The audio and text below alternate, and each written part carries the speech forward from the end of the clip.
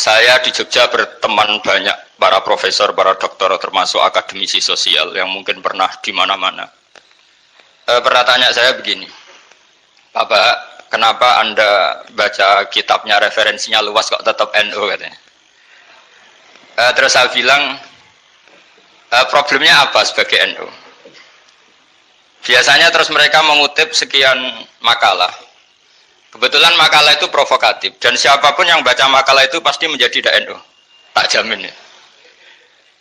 Kalau di Jogja misalnya di satu penerbitan, saya termasuk di dalamnya, itu pernah diperbandingkan kitabnya Said Muhammad Mafahim Yajibu An-Sohah dengan kitabnya Bin Bas, judulnya Hadihi Mafahimuna. Biasanya kitab-kitab terjemahan Wahabi itu memang cukup provokatif dan dengan narasi yang memang siapapun yang nggak pernah mondok pasti tertarik. Misalnya begini, cerita bid'ah misalnya. Iyakum wa muhdatsatil umur fa inna kulla bid'atin dhalalah wa kulla dhalalatin finnar misalnya gitu. Wa kulla muhdatsatin bid'ah wa kulla bid'atin dhalalah wa kulla dhalalatin finnar. Ada yang baca wa kullu bid'atin dhalalah wa kullu dhalalatin finnar. Terus beliau meneruskannya begini, kata Bin Bas. Hadza huwa Rasulullah. Hakama bi annal bid'ah kullaha dhalalah. Terus diteruskan. Wajar asy-Syafi'i faqasama ila hasanatin wa dhalalatin wa sayi'atin. Jadi dengan narasi seperti itu tuh orang itu tahu bahwa Syafi'i itu kurang ajar tenan gitu kira-kira gitu. Jadi dia ini Rasulullah yang mengatakan semua bid'ah ini dhalalah, tapi Syafi'i lancang dengan membagi ada dhalalah, ada sayi'ah, ada hasanah, ada sayi'ah. Ini aneh katanya. Wong Rasulullah yang nabi saja bilang satu, semuanya dhalalah kok dia bilang dua. Diredaksikan Jaro'ah, kira-kira makna sedannya yang lama atau berani. Sehingga orang mesti tanya, kenapa sih tidak ikut Rasulullah saja? Tapi ini satu ilmu, setidaknya ilmu perdebatan, bukan ilmu hakiki, karena kita tidak tahu yang diridhani Allah yang mana. Tapi kemudian Said Muhammad dalam kitab Abwaabul Faros, juga dalam kitab-kitab beliau, menyanggah itu dengan mengatakan, jika makna bid'ah adalah yang nggak pernah dilakukan Rasulullah, itu salah besar. Terus beliau cerita sekian hal, termasuk yang diceritakan adalah ada seorang sahabat ketika sholat dengan Rasulullah tidak pakai doa mainstream, yaitu ketika i'tidal sahabat tadi bilang alhamdulillah hamdan katsiran thayyiban mubarakan fi. Setelah itu setelah Nabi habis sholat umul qail, siapa tadi yang melafadzkan itu? Semua sahabat diam karena takut disalahkan. Tapi apa yang dikatakan Nabi? Tidak, saya tidak akan menyalahkan. Saya tadi melihat isna asra malakan. Saya tadi melihat 12 malaikat. Yabtadiruna ayyuhum yaktubu awwalu. Semuanya itu bergegas siapa yang nulis awal. Terus kata sahabat tadi, ha anada ya Rasulullah.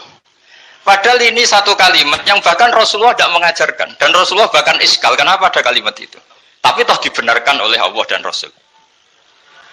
Cerita Said Muhammad kedua adalah ada sahabat setiap ngimami itu main kulhu. Wah, ngimami apa saja main kulhu. Singkat cerita makmumnya tuh gerutu. Ini orang kok main kulhu terus ini. Setelah dilaporkan ke Rasulullah, ditanya sama Rasulullah, kenapa kamu main kulhu ini? Dilaporkan ke saya. Kata si musolli tadi, imam tadi, di annaha sifatur rahman. Dalam surat itu semua sifatnya Allah. Maka fa'ana uhibbuha. Saya senang itu. Apa kata Rasulullah? Saya disuruh bilang Allah ke kamu bahwa Allah mencintai kamu karena kamu mencintai kulhu. Terus keterusan sampai sekarang itu orang-orang NU baca kulhu terus itu. Karena sekali baca idza samsu kuwirat mesti keponting gitu. Tapi artinya itu dibenarkan Rasulullah min ghairi sabqi ta'limin minhu, tanpa ada pelajaran dari beliau. Runtuhlah teori bid'ah bahwa bid'ah adalah semua yang nggak pernah dilakukan Nabi, diajarkan Nabi. Nyatanya beberapa kali Nabi membenarkan sesuatu yang belum pernah diajarkan oleh beliau. Masalahnya adalah tidak semua orang baca kitabnya Said Muhammad atau baca tidak paham. Nah, sementara kitab Hadihi Mafahimuna itu diterbitkan secara masif oleh pemerintahan Arab Saudi dan ada terjemahnya lagi, sehingga yang nggak bisa Arabnya bisa terjemahnya. Dengan narasi tadi bahwa Imam Syafi'i dibenturkan Rasulullah itu kan pasti kalah. Redaksinya itu Jaro'ah itu wani pakai hamzah. Kedua, saya ingin cerita dan saya tidak bosan-bosan cerita ini sampai mati, saya tidak akan bosan-bosan. Ada kemandirian al-hujjatul balighah dalam diri kita sebagai ahli sunnah. Begini misalnya, kalimat la ilaha illallah adalah kalimat yang orang kafir 80 tahun saja kalau melafadzkan itu menjadi soro mukminan. Nah ini kita tahlil yang sudah muslim hanya karena kalimat thayyibah justru menjadi kafir. Ini kan madzhab aneh. Yang kafir puluhan tahun iyan tahu yufar lahum maqad salab bihadil kalimah. Ini kita karena tahlilan sampai nyekel patok menjadi kafir juga karena la ilaha illallah. Ini aneh. Jadi kalimatun sing yakunu bihal kafiru musliman menjadi kalimatun yakunul mukminu biha kafirun. Ini kan kaidah yang aneh. Nah, saya ingin kalau ahli sunnah yang seperti ini sudah mandiri, sudah sehat, ya baguslah seperti itu. Terus yang terakhir, kenapa ditambahi an-nahdiyah? Ya seperti yang dikatakan moderator tadi.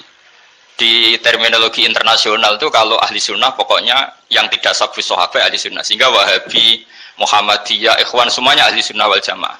Karena kalau di media internasional asal tidak Syiah itu ahli sunnah. Hanya itu saja perbandingannya. Kalau ikramus sahabah ya ahli sunnah, kalau sabus sahabah ya Syiah. Problemnya adalah kita tidak ikut kelompok besar ahli sunnah yang mainstream di internasional karena mereka anti wasilah, anti tahlil.